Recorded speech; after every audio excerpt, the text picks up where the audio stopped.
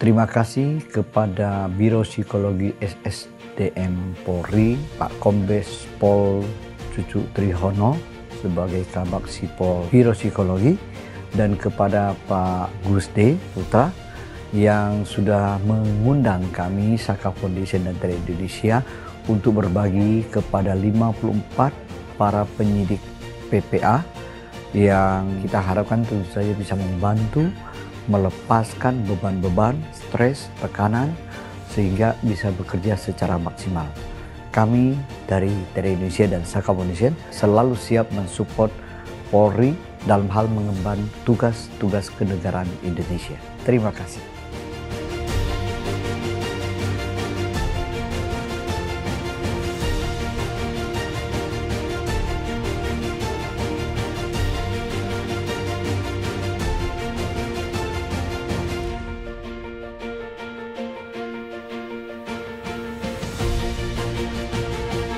Pikiran, tubuh, dan emosi itu sangat dekat.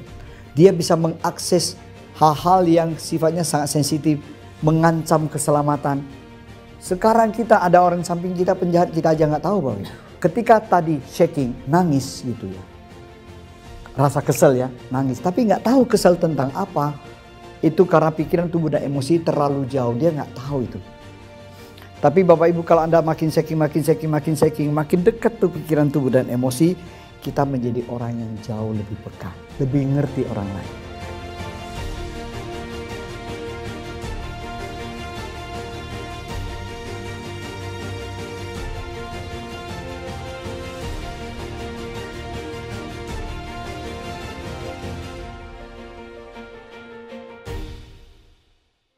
Jadi tadi ketika saya shaking, pertama muncul emosi negatif, guilty feeling dan kesedihan.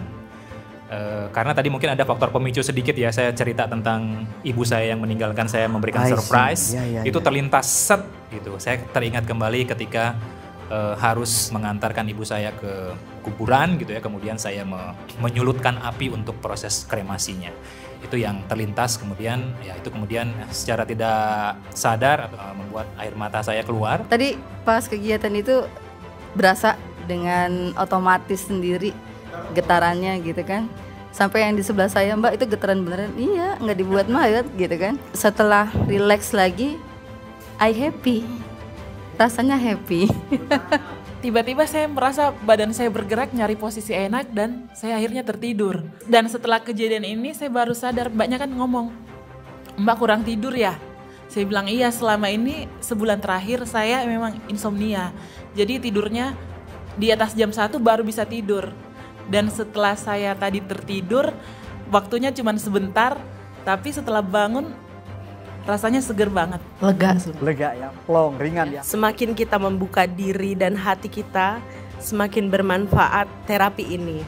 Yang pertama, jujur Pak, saya ingat kematian Pak. Waktu pertama kali itu Pak sudah mulai muncul bahwa sepertinya saya itu nggak ada apa-apanya. Seperti refleksi diri, apa sih yang kamu inginkan? Apa sih tujuan hidupmu? Apa sih, apa kamu sudah berguna sih buat orang lain kayak gitu?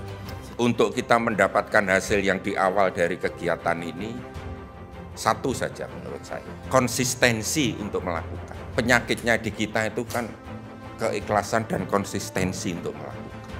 Jadi apapun yang kita terima, apapun yang kita dapat, ya kalau mau ada manfaatnya ya lakukan dengan konsisten.